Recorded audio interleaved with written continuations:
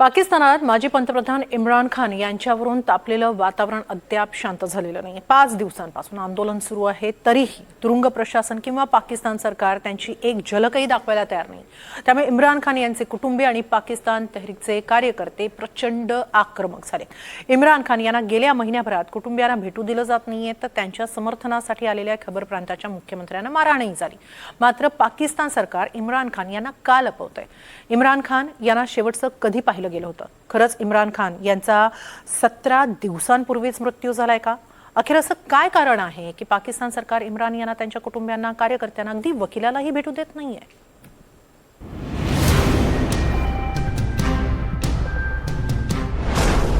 खरंच इम्रान खान यांचा मृत्यू?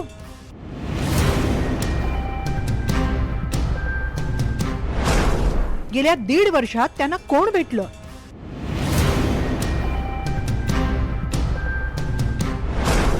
पाकिस्तान सरकार काय लपवतंय?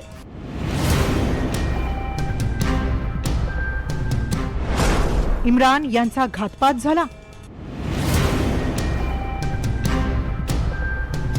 ऑगस्ट 2023 पासून तुरुंगात असलेले पाकिस्तानचे माजी पंतप्रधान इम्रान खान यांच्यासाठी त्यांचे कार्यकर्ते आणि कुटुंबीय आता अधिक आक्रमक झाले। रावळपिंडीच्या अडियाला तुरुंगाबाहेर धरणं आंदोलनही सुरू झालंय। गेल्या 5 दिवसांपासून आंदोलन सुरू आहे। पाकिस्तान सरकारनं इम्रान यांना भेटू तर दिलं नाहीच, शिवाय त्यांच्या कार्यकर्त्यांवर, त्यांच्या समर्थकांवर धक्काबुक्की आणि मारहाण करत त्यांना मागे रेटण्याचा प्रयत्न केला। अगदी इम्रान खान यांच्या 3ही बहिणींनाही अत्यंत अपमानास्पद वागणूक देण्यात आली। इम्रान यांच्या मुलानं कासिम खाननं तर आपले वडील जिवंत असल्याचा पुरावाच मागितलाय। वडिलांना 845 दिवसांपूर्वी अटक करण्यात आली होती। गेल्या 6 आठवड्यांपासून त्यांना एकाकी डेथ सेलमध्ये ठेवण्यात आलंय। कोणालाही त्यांना भेटू दिलं जात नाही, तसंच कोणताही फोन कॉल किंवा मेसेज दिला जात नाही। बहिणींना त्यांच्या भावाला भेटू दिलं जात नाहीये। हे सर्व कोणत्याही सुरक्षा नियमामुळे नाही, तर जाणून बुजून केलेली कारवाई आहे। सरकार माझ्या वडिलांची खरी स्थिती लपवतंय। मंगळवारी तर अफगाण सरकार आणि बलुचिस्तानच्या अधिकृत ट्विटर हँडलवरूनच इम्रान खान यांची हत्या झाल्याचा दावा करण्यात आला आणि तिथून पाकिस्तानात रोष वाढू लागला, संशय वाढू लागला। शिवाय पाकिस्तान सरकार काही केल्या त्यांना भेटू देत नाहीये। अगदी त्यांच्या वकिलांनीही इम्रान यांना पाहिलेलं नाही।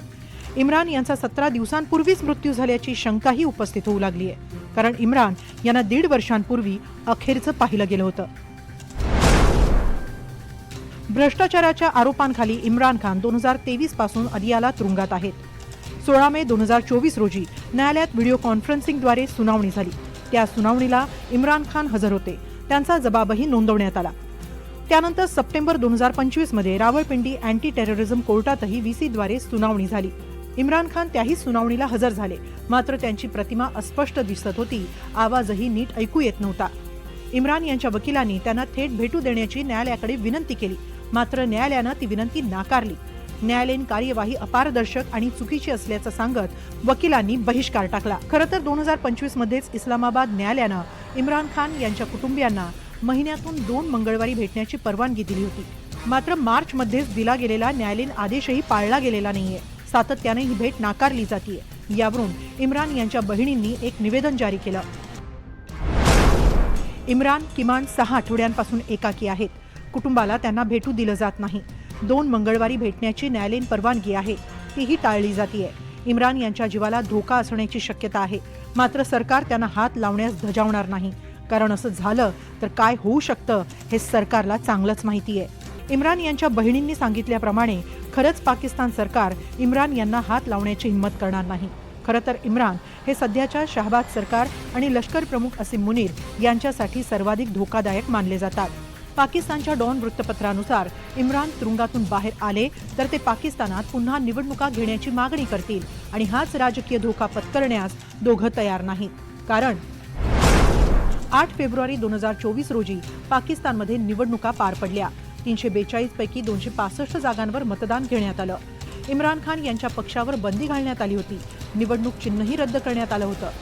तेव्हा इम्रान खान यांच्या आदेशानुसार पीटीआयचे नेते अपक्ष उमेदवार म्हणून लढले। पीटीआय समर्थित 97 उमेदवार विजयी झाले। शहबाज यांचा मुस्लिम लीग एन 75 जागांसह दुसऱ्या स्थानी राहिला। बिलावल भुट्टोंची पीपीपी 54 जागांवर विजयी झाली। पीपीपी आणि मुस्लिम लीग एनला युती करावी लागली। शहबाज शरीफ पंतप्रधान झाले। थोडक्यात इम्रान खान यांच्या अपक्ष उमेदवारांनाच अधिक जागा मिळाल्या होत्या. त्यामुळे त्यांची राजकीय ताकद पाहता त्यांना बाहेर काढणं हे विद्यमान सरकारसाठी धोकादायक आहे. तर इम्रान यांनी लष्कर प्रमुख असीम मुनीर यांच्याशी तह केला तरच ते तुरुंगाबाहेर येऊ शकतात, असं मत पाकिस्तानातील राजकीय जाणकारांनी व्यक्त केलंय. कारण त्यांच्या या स्थितीमागे खुद्द लष्कर प्रमुख असीम मुनीर यांच्याशी इम्रान यांचे ताणले गेलेले संबंध असल्याचं पाकिस्तानात बोललं जातं.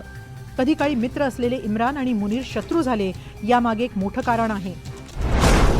2018 मध्ये सत्तेत येताच ऑक्टोबरमध्ये पंतप्रधान इम्रान यांच्याकडून असीम मुनीर यांची ISIच्या डायरेक्टर जनरलपदी नियुक्ती करण्यात आली. मुनीर हे इम्रान यांच्यासाठी सर्वात प्रामाणिक देशभक्त अधिकारी होते. इम्रान मुनीर यांना हाफिजे कुराण म्हणायचे. दोघं सतत भेटायचे, फोटो सेशनही व्हायचं. मात्र इम्रान खान यांच्या पत्नी बुशरा बिबी यांनी मुनीर यांच्यावर एक गंभीर आरोप केला. मुनीर बुशरा आणि त्यांच्या नातेवाईकांची हेरगिरी करत असल्याचा तो आरोप होता. 2019 मध्ये याच कारणावरून मुनीर यांना पदावरून हटवण्यात आलं. त्यांना गुजरावाला कोर कमांडरपदी नियुक्त करण्यात आलं. त्यानंतर 2022 मध्ये तत्कालीन लष्कर प्रमुख जावेद बाजवा निवृत्त झाले. सेवा ज्येष्ठतेनुसार त्यांनी मुनीर यांचीच लष्कर प्रमुखपदी शिफारस केली. मुनीर लष्कर प्रमुखपदी आले आणि तिथं इम्रान खान यांच्या विरोधात संसदेत अविश्वास ठराव मंजूर झाला. त्यानंतर 2023 मध्ये तोशखाना भेटवस्तू प्रकरणासह भ्रष्टाचाराचे अनेक आरोप झाले. तेव्हापासूनच इम्रान खान तुरुंगात आहेत.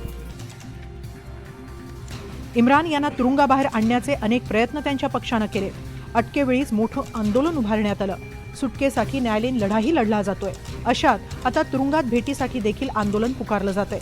मात्र पाकिस्तान सरकार अद्याप त्यांना भेटू देत नाहीये. केवळ इम्रान यांची तब्येत चांगली असल्याचे दावे करतंय. त्यामुळे इम्रान यांच्यासाठी पाकिस्तानात आंदोलनाची तीव्रता वाढत चालली आहे. त्याला सरकार आणि मुनीर कसं सामोरं जातात?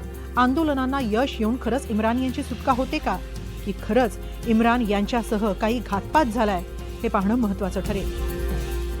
Bureau report, NDTV Marathi.